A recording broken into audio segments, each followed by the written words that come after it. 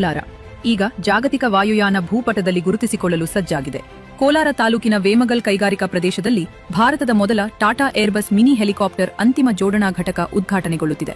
ಸುಮಾರು 16 ಎಕರೆ ವಿಶಾಲವಾದ ಪ್ರದೇಶದಲ್ಲಿ ನಿರ್ಮಾಣಗೊಂಡಿರುವ ಈ ಘಟಕದಲ್ಲಿ ಜಾಗತಿಕವಾಗಿ ಅತ್ಯಂತ ಜನಪ್ರಿಯವಾಗಿರುವ ಏರ್ಬಸ್ H125 ನಾಗರಿಕ ಹೆಲಿಕಾಪ್ಟರ್ಗಳ ಜೋಡಣೆ ನಡೆಯಲಿದೆ. ಮೊದಲ ಹಂತದಲ್ಲಿ ವರ್ಷಕ್ಕೆ 10 ಹೆಲಿಕಾಪ್ಟರ್ಗಳನ್ನು ಉತ್ಪಾದಿಸುವ ಸಾಮರ್ಥ್ಯವನ್ನು ಇದು ಹೊಂದಿದ್ದು, Tata advance systems limited TASL ಮತ್ತು ಏರ್ಬಸ್ ಹೆಲಿಕಾಪ್ಟರ್ ಸಹಭಾಗಿತ್ವದಲ್ಲಿ ಇದರ ನಿರ್ವಹಣೆ ನಡೆಯಲಿದೆ. ಈ ಯೋಜನೆಯ ಮೂಲಕ ಸ್ಥಳೀಯ ಯುವಕರಿಗೆ ಉನ್ನತ ತಂತ್ರಜ್ಞಾನದ ಕ್ಷೇತ್ರದಲ್ಲಿ ಉದ್ಯೋಗದ ಹಾದಿ ಸುಗಮಗೊಳ್ಳಲಿದೆ. ಇದು ರಕ್ಷಣಾ ಮತ್ತು ನಾಗರಿಕ ವಿಮಾನಯಾನ ಕ್ಷೇತ್ರದಲ್ಲಿ ಭಾರತದ ಸ್ವಾವಲಂಬನೆಗೆ ದೊಡ್ಡ ಶಕ್ತಿ ತುಂಬುವುದಲ್ಲದೆ ಕೋಲಾರ ಜಿಲ್ಲೆಯ ಆರ್ಥಿಕ ಮತ್ತು ಕೈಗಾರಿಕಾ ಚಿತ್ರಣವನ್ನೇ ಬದಲಿಸಲಿರುವ ಐತಿಹಾಸಿಕ ಮೈಲಿಗಲ್ಲಾಗಿದೆ.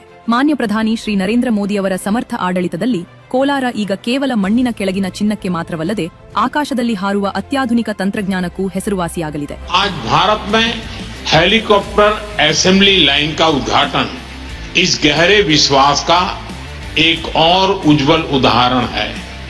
हमें गर्व है कि भारत और फ्रांस मिलकर माउंट एवरेस्ट की ऊंचाइयों तक उड़ान भरने वाला विश्व का एकमात्र हेलीकॉप्टर भारत में बनाएंगे.